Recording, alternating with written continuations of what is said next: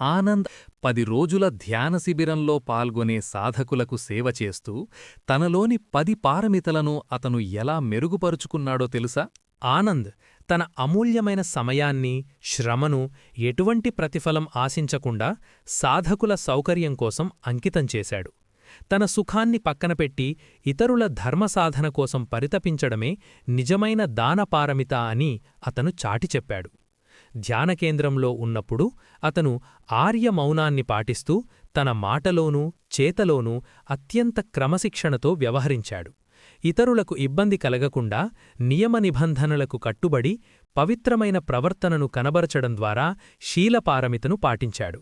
బయటి ప్రపంచంతో సంబంధాలు తెంచుకొని కుటుంబం, స్నేహితులు, స్మార్ట్ఫోన్ వంటి వ్యాపకాలను వదిలి 10 రోజులపాటు కేవలం ధర్మసేవకే పరిమితమయ్యాడు.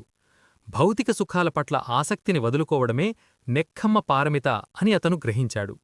సేవ చేస్తున్నప్పుడు ఆనంద్కు ఎప్పుడూ ఒకటే స్పృహ ఉండేది. ఈ సేవ చేసేది నేను కాదు, ఇదంతా ప్రకృతి సిద్ధం అని భావించేవాడు.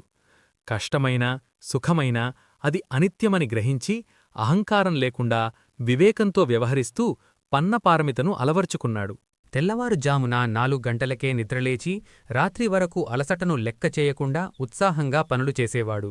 ధర్మమార్గంలో ఎంతటి శ్రమ ఎదురైనా వెనకడుగు వేయని మానసిక బలంతో వీర్యపారమితను ప్రదర్శించాడు. ఒక్కోసారి సాధకులు అసహనంతో విమర్శించినా లేదా పని ఒత్తిడి పెరిగినా ఆనంద్ ఏమాత్రం కోపగించుకోలేదు. ఎదుటివారి ఇబ్బందిని అర్థం చేసుకుంటూ ప్రశాంతమైన చిరునవ్వుతో వారిని క్షమిస్తూ క్షంతిపారమితను చాటాడు. తాను చేసే ప్రతి చిన్న పనిలోనూ నిజాయితీగా ఉంటూ ఎవరూ చూడకపోయినా గురువుగారు చెప్పిన నియమాలను సత్యనిష్టతో పాటించి సత్యపారమితను నిలుపుకున్నాడు. శిబిరం మధ్యలో కొన్నిసార్లు శారీరక ఇబ్బందులు ఎదురైనా ఈ 10 రోజులు సేవను దిగ్విజయంగా పూర్తి చెయ్యాలి అనే తన సంకల్పాన్ని సడలనివ్వకుండా అధిష్టాన పారమితతో ముందుకు సాగాడు.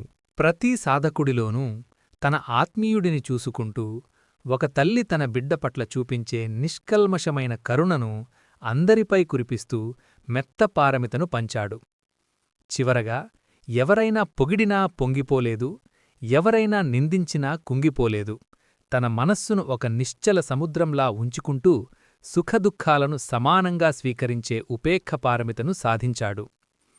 10 రోజుల శిబిరం పూర్తయ్యాక ఆనంద్ ముఖంలో మునుపెన్నడూ లేని ఒక దివ్యమైన కాంతి కనిపించింది.